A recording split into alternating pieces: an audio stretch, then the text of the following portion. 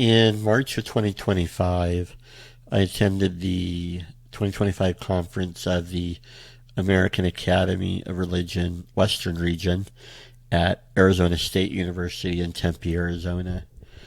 I grew up in the Phoenix area, so it was an opportunity to go home for a weekend and go to the hometown for a weekend. I'm familiar with ASU. It was one of the schools I considered when I was younger before I ended up going to Brigham Young University. If I hadn't gone to BYU, I would have gone to ASU. I had aunts, uncles, cousins go there. Um, One of my aunts would take me to school there, like classes when I was a kid. An uncle took me to baseball and basketball games at ASU. So I'm familiar with the ASU campus. It's big and pretty. The Salt River runs right by it. And so I spent a weekend visiting family, but also going to this conference at Arizona State University. And a couple of the panels that I thought were interesting that I want to talk about that really got me thinking about, um, how we talk about religion in history.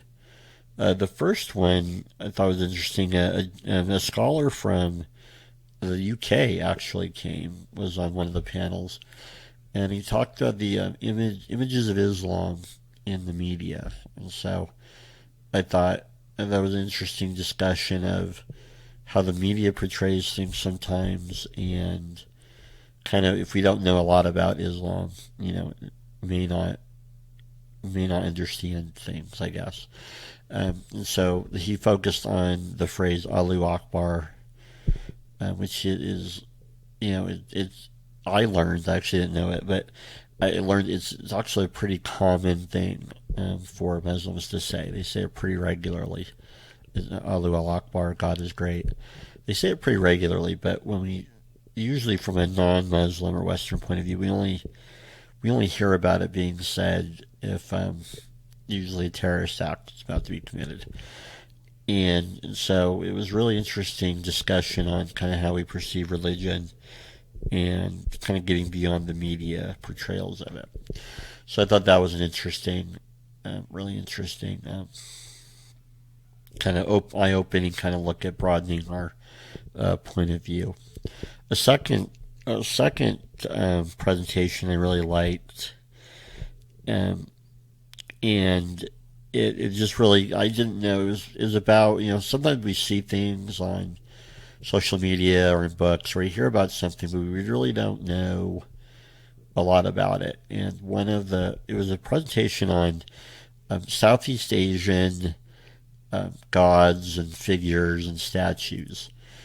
And one of the ones, it's a pretty famous one where it's a picture of a man, but he has like 8 heads and 20 arms, and he's on one leg in a lotus pose, one leg, and kind of on a platform of the world, kind of a thing. And it's a pretty common. I've seen it before, and I had seen it before, but I didn't know anything about it. And so it's a really cool presentation about this god figure and how he came about, how he's represented, what do the different parts mean, And so, being a Westerner, Christian, I don't know a lot about, I know a little bit about Eastern or Southeast Asian religion, but it's really good experience learning about kind of religious traditions and how they view the world and how they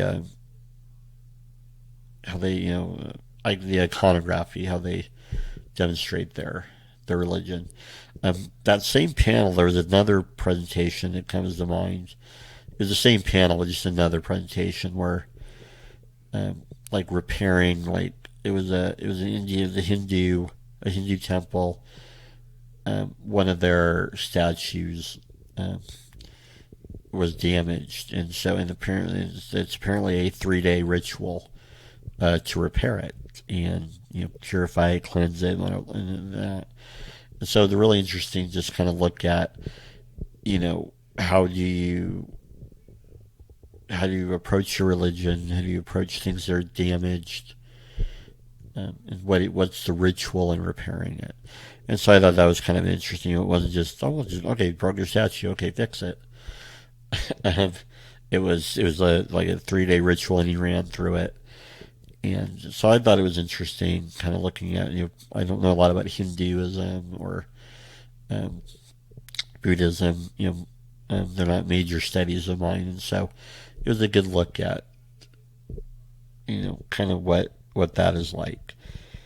So it was a really good experience, and I came away with some thinking about some things historically, and how can I broaden my students' understanding of religion, of history, and the human experience.